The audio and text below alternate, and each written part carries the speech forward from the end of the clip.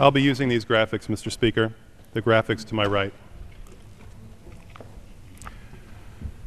Mr. Speaker, sometime between now and December 31st, we will be discussing tax cuts, specifically whether to extend the President Obama tax cuts for the middle class or whether to extend the George W. Bush tax cuts for the rich. And I think it's important for people to understand exactly who this money will be received by. In the case of the Obama tax cuts, like the child tax credit, it will be received by needy parents who need the money in order to pay the mortgage, pay the rent, pay their car payments, their credit card payments. And in the case of the Bush tax cuts for the rich, it will be received by the rich. In fact, for the top 1% of income in this country, the high and mighty, the people who make an average of $1.4 million every single year, according to this chart that I'm about to show, you will see the following.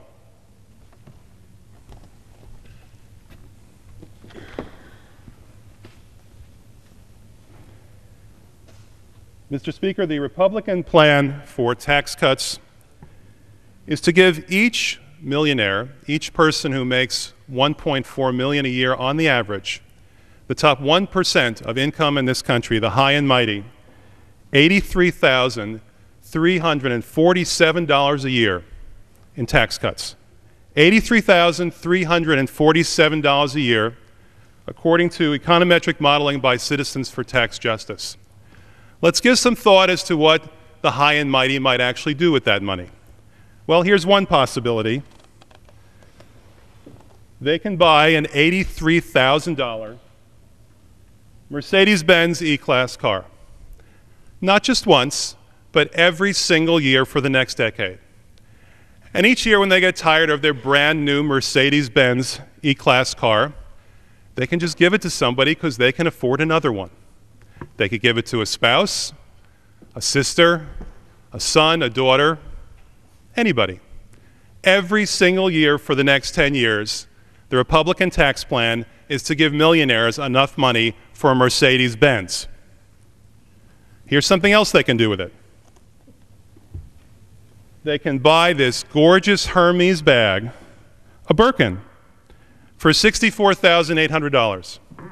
Not once, but every single year for the next 10 years, to which they will say to the Republican Party, thank you very much.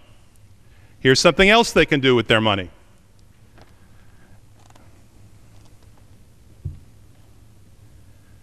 They can buy this bottle of Chateau Yquem wine, bottled in 1787, for only $56,588. That will leave their loose change in their pocket of $25,000. They can buy a bottle of wine from 1787 every year for the next decade. Thank you, Republican Party. Here's something else they can do. They can buy 20,000 jars of their favorite mustard, Grey Poupon. 20,000 jars. That's certainly enough for them, their family, their friends, even a few poor people. Thank you, Republican Party. Here's something else they can do with the $80,000 that the Republican Party wants to put in their pocket every year for the next 10 years. They can buy 800 cigars. Think about that. That's one for the morning and one for the evening.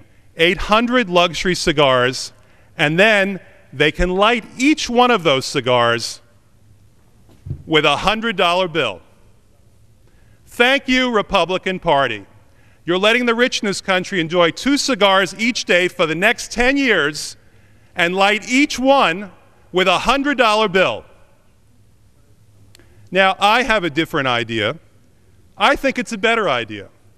These tax cuts for the rich by the Republican Party are going to cost the U.S. taxpayers $100 billion a year. Do the math. We have 14 million people in this country unemployed. We have 13% unemployment in my district.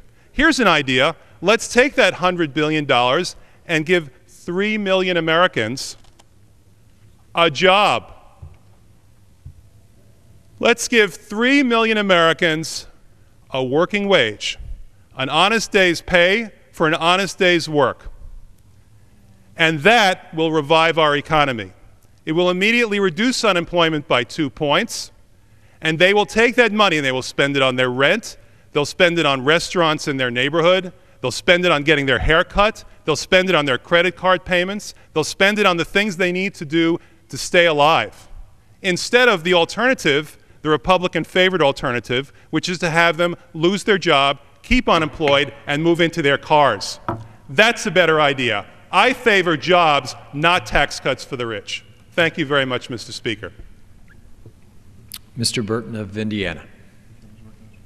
The gentleman is recognized for 5 minutes. I thank the Speaker for yielding time to me.